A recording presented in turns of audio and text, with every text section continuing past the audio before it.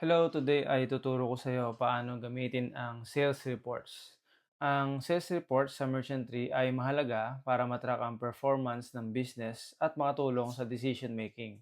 May tatlong pangunahing tabs sa sales report. Una ay sales by period, sales by product, at sales by customer.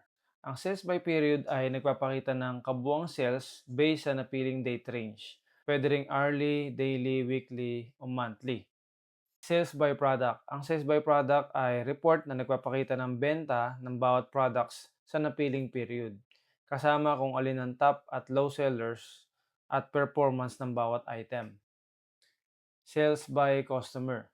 Ang sales by customer ay report na nagpapakita naman ng sold per customer sa selected period, kasama kung sino ang regular customers at kanilang contribution sa sales. Tara, simulan na natin.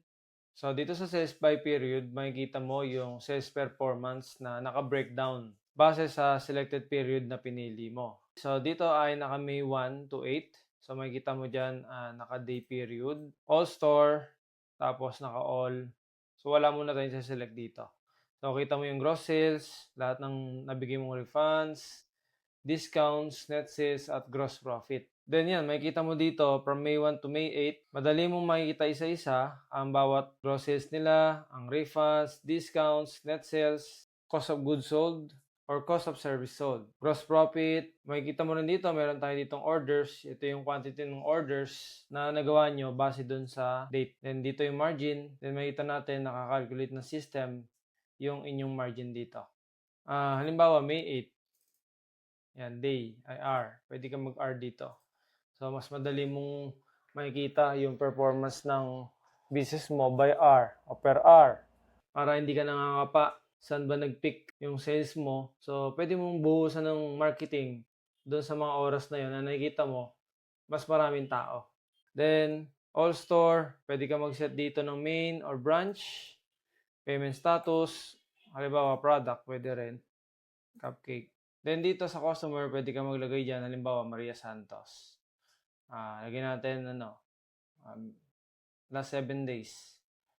O, kita mo dyan, sa May 5, kung kailan siya bumili. Kita mo. Gano'n siya kalakas bumili, makikita mo dito. Gano'ng karaming discounts yung nabibigay mo sa kanya. So, makita mo dyan. Then, dito sa sales by product naman, makikita mo dito yung performance ng product, gano'n siya kalakas, depende dito sa date range na sineset mo. So, makikita mo dito yung top selling mo, yung mahinang item. So, makapag-decide ka kung may mga items ba na dapat nang tanggalin sa menu, may mga items ba na dapat i-boost. So, magandang report to, guys. So, lagyan mo halimbawa, pwede kang maglagay dyan sa branch, sa main. So, halimbawa, ito, cupcake. So, yan, makikita mo agad dito. Magkano ba yung kinita ko sa cupcake? Ganong karami ba yung nabibenta kong cupcake? So, ilang percent ba yung margin ko sa cupcake? So, yan, makikita mo. Magandang insights din to. Then, sales by customer naman. So, tingnan natin dito. Madali natin makikita yung kanyang last purchase. Nyari, Maria Santos. Wala pala to si ano. So, Maria Santos lang muna. So, madali natin makikita dito kung magkano ba yung nabenta natin sa kanya base dito sa date range na to. Kailan siya huling bumili, meron ba siyang utang, ganong karaming orders yung na-order niya sa atin sa May 1 to May 8. Okay? Then, makikita mo dito, lahat ng ating mga tabs ay meron ditong info. Yan. Then, pwede mo rin i-export yan. Okay? So, yan. Then, lahat yan merong info, may iba-ibang mga labels at mga description. Sales by customer, meron din yan. Okay?